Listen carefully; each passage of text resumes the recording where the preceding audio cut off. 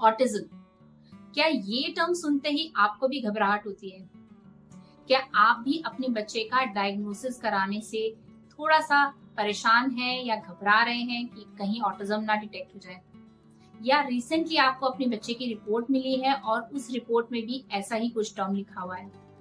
या ऐसी रिपोर्ट आपको कुछ टाइम पहले मिल चुकी है और हर रोज आप एक नए चैलेंज से अपने बच्चे के साथ जूझते हैं और घबरा रहे हैं कि उसका फ्यूचर क्या होगा? अगर इनमें से किसी भी स्टेज में आप हैं, तो आज का वीडियो ध्यान से जरूर देखिएगा। You will get some light for yourself and your child.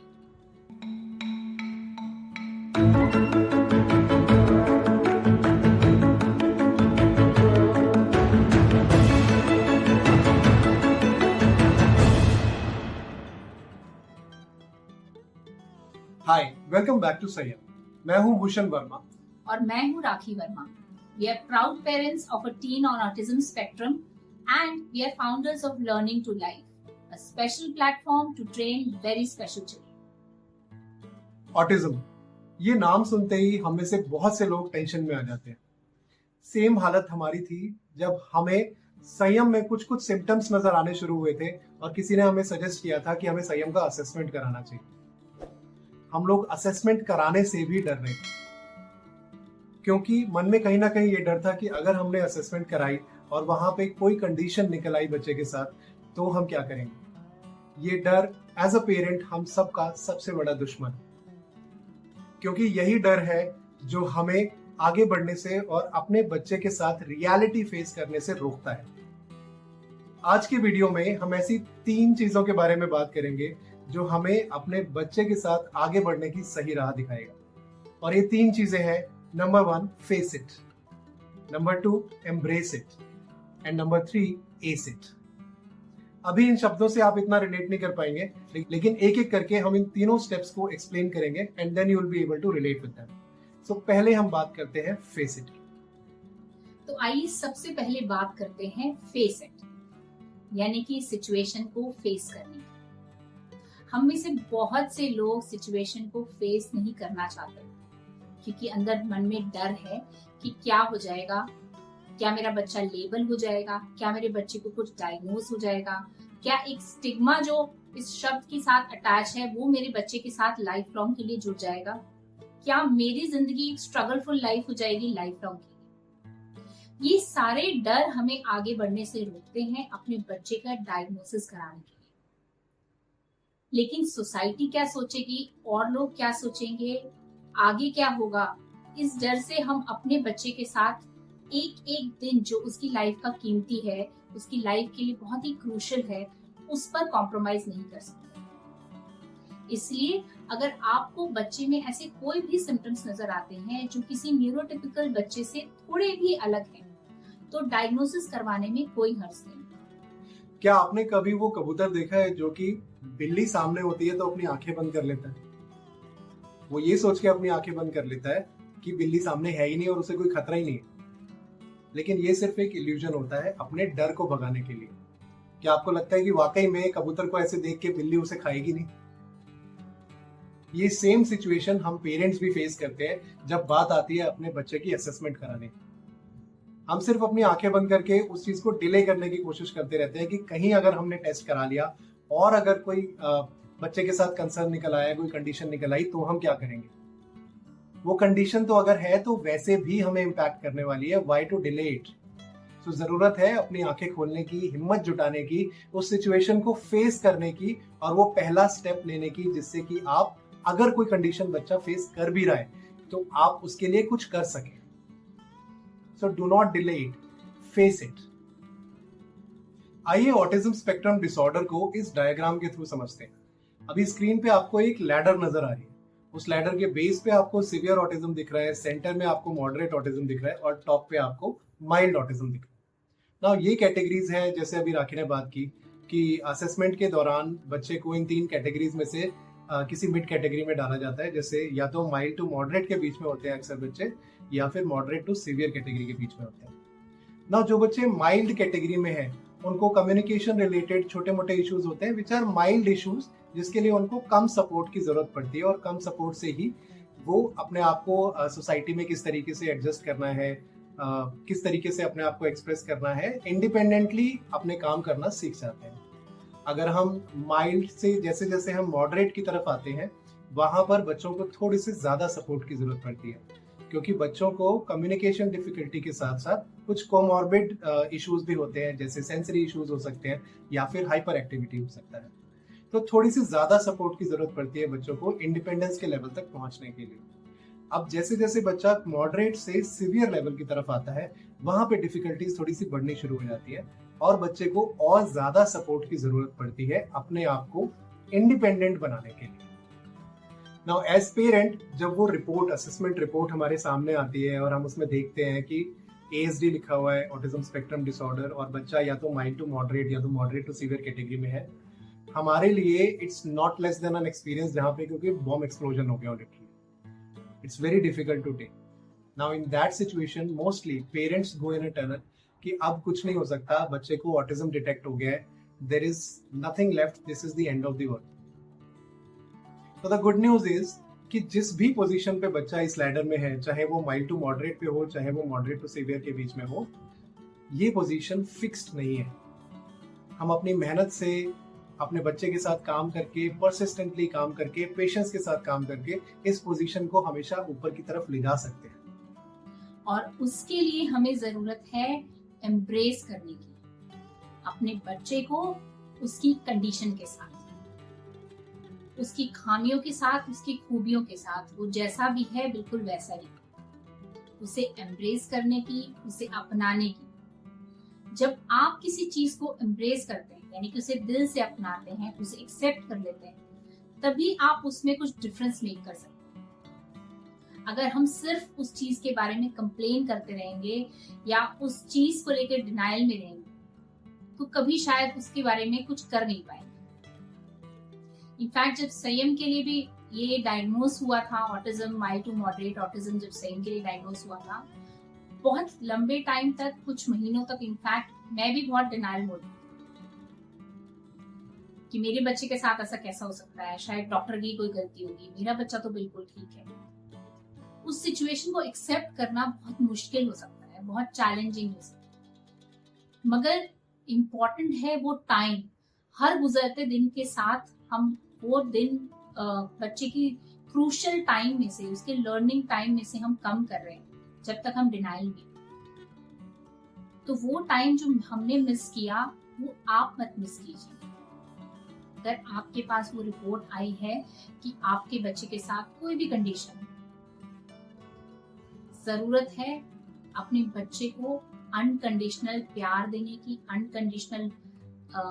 Unconditionally support देने की और उसे एम्ब्रेस करने की उसकी कंडीशन के साथ। ये आप जितना जल्दी करेंगे उतना ही बच्चे की जर्नी आसान होगी और आपकी जर्नी आपके बच्चे के साथ स्मूथ हो जाएगी। And many a times parents think कि अगर मैंने मेरे बच्चे की जो कंडीशन है वो जैसा है अभी और जैसा नहीं है, मैंने अगर उसको वैसा एक्सेप्ट कर लिया तो फिर अब आगे क्या करेंगे, क्योंकि अब तो जैसा है बच्चा वैसे ही। But there is a thin line difference here, please understand. Accept करना, जैसा बच्चा है वैसे उसको एक्सेप्ट करना, वैसे उसको प्यार करना आपको बच्चे के नजदीक लाएगा। उसके अलावा जब आप ये कंडीशन को एक्सेप्ट कर लेंगे कि हाँ ऐसा है, तब ही आप उस कंडीशन के बारे में कुछ कर पाएंगे। For example, I always give an example कि अगर मुझे यहाँ चोट लगी है तो उस चोट को अगर मैं इग्नोर करूंगा या मैं बोलूंगा कि मुझे चोट लगी ही नहीं है, तो वो चोट धीरे धीरे बड़ी हो जाएगी। लेकिन अगर मैं उस चोट को एक्नॉलेज कर लूंगा और वहां पे देख लूंगा कि हाँ मुझे चोट लगी है, तो एटलीस्ट या तो मैं घर पे फर्स्ट एड करके उसको ठीक कर लूंगा या तो किसी डॉक्टर के पास ले जाके पट्टी करवा लूंगा, उसको बैंडेड लगवा लूंगा। Then I will be able to take care of it. So acceptance doesn't mean giving up. Acceptance means that you are ready to do something for your child which can benefit your child. Now after you accept your child, accept the condition and embrace him, उसके बाद बारी आती है जिस step की, वो है A-sit. Now when I say A-sit, इसका मतलब है कि इस लैडर में कैसे हम अपने बच्चे को persistent actions के साथ धीरे धीरे धीरे धीरे ऊपर की तरफ ले जा सकते हैं। Now, ये सुनने में कभी कभी बहुत मुश्किल लगता है, बहुत चैलेंजिंग लगता है, but I want to tell you कि ये इम्पॉसिबल बिल्कुल भी नहीं। बल्कि अगर हम step by step persistent actions लेते रहे तो ये बहुत बहुत अचीवेबल। एक एग्जांपल के साथ इसको समझते हैं। लेट्स से आपने कोई म्यूजिकल इंस्ट्रूमेंट बजाना सीखना है। लेट्स से फॉर एग्जांपल हम लोग फ्लूट की बात करते हैं। तो जब पहले हफ्ते में जब आप फ्लूट बजाना शुरू करेंगे तो आपको क्या लगता है कि आपको क्या एक्सपीरियंस होगा? Mostly in first week our experience is कि ये बहुत मुश्किल है and it's a pathetic experience, मतलब बजती नहीं है ढंग से और बहुत दिक्कत होती है। Now as we move to the second week तो वहां पे थोड़ी थोड़ी कुछ कुछ सुर निकलने शुरू होते हैं, आपका हल्का सा कॉन्फिडेंस डेवलप होता है। जब आप थर्ड वीक पे जाते हैं तो वहां पे थोड़ी सी और ट्यून निकलनी शुरू होती है, यू स्टार्ट गेटिंग, थोड़ी सी ईज मिलनी शुरू हो जाती है। अब जैसे जैसे आप प्रैक्टिस करते जाते हैं और फोर्थ फिफ्थ सिक्स वीक में पहुंचते हैं, आपको थोड़ा थोड़ा कॉन्फिडेंस और कंफर्ट लेवल बांसुरी में अपने फ्लूट में आना शुरू हो जाता है। Now I have two questions for you. पहला क्वेश्चन ये, आपको क्या लगता है कि अगर लगातार 40 हफ्ते तक without losing my patience and persistently अगर हम वो फ्लूट बजाने की प्रैक्टिस करते रहेंगे उसी फ्रीक्वेंसी पे उतने ही टाइम के लिए, तो क्या होगा? I am taking a pause. आप यहाँ पे वीडियो को पॉज करें और कमेंट सेक्शन में लिखें, it is very important. Now my second question is कि आपको क्या लगता है कि वो 50 वीक्स तक 40 वीक्स तक कंटिन्यूअसली ये प्रैक्टिस मेंटेन करने के लिए मुझे क्या स्किल्स हैं, ऐसी क्या चीजें हैं जो मेरा साथ देंगी, मुझे क्या डेवलप करना पड़ेगा अपने अंदर? Again take a pause, video को पॉज कीजिए और कमेंट में लिखिए। I think most of us जिन्होंने भी वहां कमेंट लिखा है वो कमेंट होगा कि हमें चाहिए होगी कड़ी मेहनत, हमें चाहिए होगा परसिस्टेंट एफर्ट्स, हमें चाहिए होगा बहुत सारा पेशेंस और हिम्मत नहीं हारनी है, हमने वहां पे हार नहीं माननी है, कंटिन्यूअसली एफर्ट्स करते जाना। अब हमारे बच्चे भी इससे कुछ खास डिफरेंट नहीं है। ये जो एक्सरसाइज हमने फ्लूट सीखने के लिए की, यही एक्सरसाइज हमें अपने बच्चों के साथ भी करनी है, जहां हम बच्चों के साथ कंटिन्यूअसली मेहनत कर रहे हैं, उन्हें थेरेपीज पे ले जा रहे हैं, उनके साथ होम प्लान्स पे काम कर रहे हैं and we are not giving up. That's why I say that it is possible. The only thing you need is persistence, you need patience, and you can ace it. And now comes the big question, जो अक्सर सभी parents खुद से, दूसरों से और हमसे भी पूछते हैं, क्या मेरा बच्चा कभी नॉर्मल हो पाएगा? यहाँ पर मेरा सवाल आपसे है कि आखिर नॉर्मल की डेफिनेशन क्या होती है? आप अगर बात करें Albert Einstein, Leonardo da Vinci, Picasso, Tom cruise, Elon Musk, क्या आपको नहीं लगता कि ये सब नॉर्मल है? फर्क सिर्फ इतना है कि इन्हें गिफ्ट मिला हुआ है न्यूरो डाइवर्सिटी का, यानी दुनिया को अलग नजरिए से देखने का, और उसकी वजह से ही आज हमारी दुनिया में जो डिफरेंस ये लोग ला रहे हैं या जो डिफरेंस ये लोग ला पाए हैं, उनका बहुत बड़ा कंट्रीब्यूशन। अगर एलन ट्यूरिंग ना होते तो आज की मॉडर्न एआई टेक्नोलॉजी जो अब इतनी एडवांस हो गई है वो शायद पॉसिबल नहीं था। और अगर इलॉन मस्क की डिफरेंट थिंकिंग नहीं होती तो शायद आज स्पेस ट्रैवल के बारे में दुनिया नहीं सोच रही। इन लोगों के दुनिया को अलग नजरिए से देखने का तरीका ही इन्हें अलग बनाता है, और ये एक गिफ्ट है हमारे बच्चों की। अगर हम एक्सट्रीम की बात नहीं करें तो आज कुछ ऐसे भी नाम हैं जो आपके आसपास ही मौजूद है, जैसे वरुण चांद जो इंडिया में होते हुए बहुत अच्छे स्विमर हैं ऑटिज्म के साथ, प्रणब बख्शी जो एक बहुत सक्सेसफुल मॉडल है, अर्जुन महादेवन जो इंटरनेशनल चेस प्लेयर है। ये सभी लोग अपनी अपनी फील्ड में कुछ अलग कर पा रहे हैं, कुछ बहुत ही अच्छा कर पा रहे हैं और अपनी तरफ से इस दुनिया को कंट्रीब्यूट कर पा रहे हैं। मगर ये सब कुछ कैसे पॉसिबल?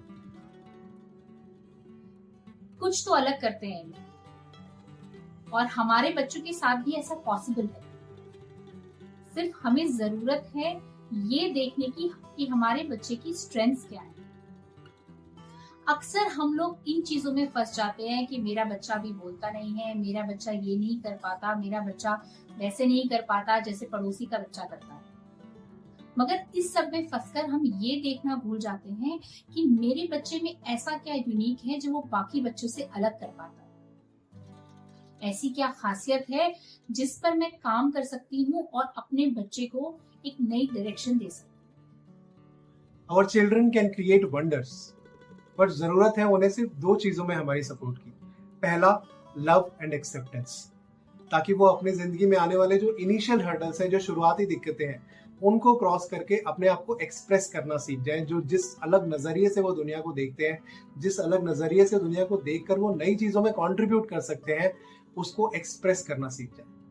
एंड जो दूसरी और सबसे इंपॉर्टेंट चीज है वो ये, ताकि वो खुद अपने आप पर बिलीव कर सके कि वो ये काम कर सकते हैं और बहुत अच्छा कर सकते हैं। हमारे बच्चों को ये बताने के लिए कि आप ये नहीं कर सकते, वो नहीं कर सकते, इस काम के लिए तो पूरी दुनिया बैठी है, लेकिन उन्हें ये बताने के लिए कि आप ये कर सकते हो, ये काम सिर्फ आप कर सकते हैं एज पेरेंट्स, क्योंकि जो आप अपने बच्चे के लिए कर सकते हैं वो और कोई नहीं कर सकता। See you very soon in our next video. Till then, take care. God bless you.